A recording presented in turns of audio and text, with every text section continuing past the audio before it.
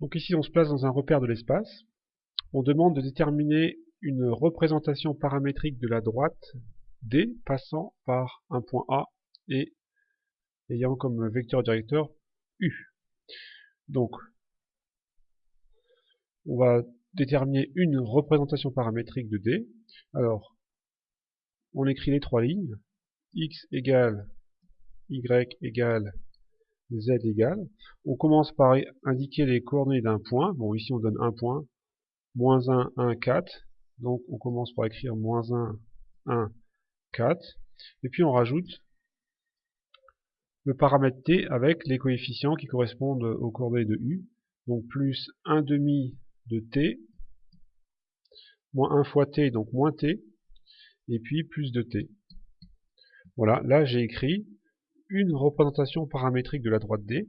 Alors j'aurais pu par exemple ici multiplier toutes les valeurs par, mettons 2. J'aurais obtenu 1, moins 2 et 4. Donc ça aurait été un vecteur collinaire à U, et puis ça aurait été une autre représentation paramétrique de la droite D.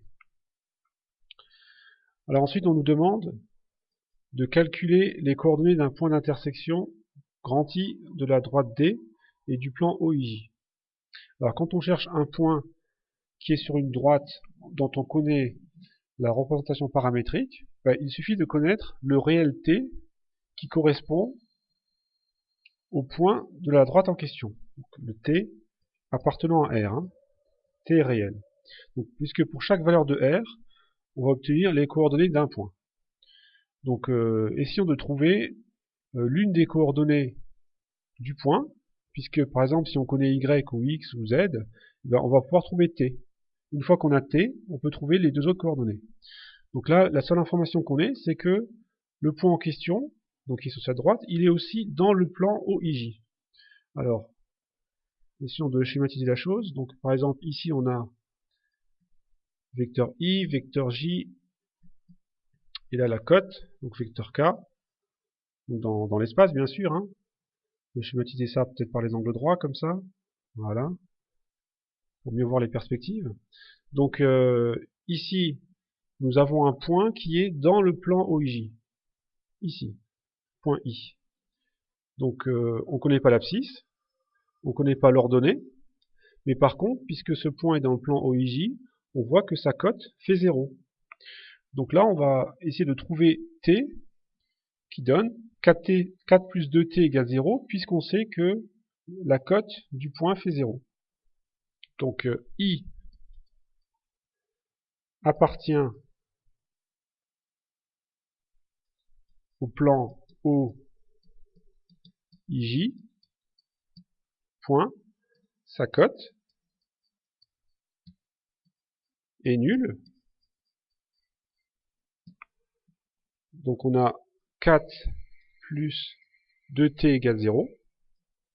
Voilà, z égale 0. Ceci va nous permettre de trouver t. Donc on a 2t égale moins 4. D'accord, 2t égale moins 4. Et on obtient t égale moins 4 sur 2, donc moins 2. Donc c'est le réel moins 2 qui correspond au point I. Donc il me suffit maintenant de remplacer t par moins 2 dans chaque ligne pour trouver les coordonnées du point I. Donc l'abscisse, allez que je note x indice I, l'abscisse de I, ça va donc être moins 1 plus 1 demi, donc moins 1 plus 1 demi fois, donc t qui fait moins 2, fois moins 2. Donc on obtient moins 1, donc moins 2. Voici pour l'abscisse de I.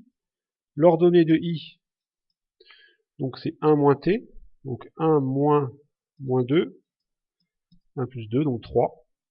Et voilà, la cote, je l'avais déjà ici, la cote fait 0.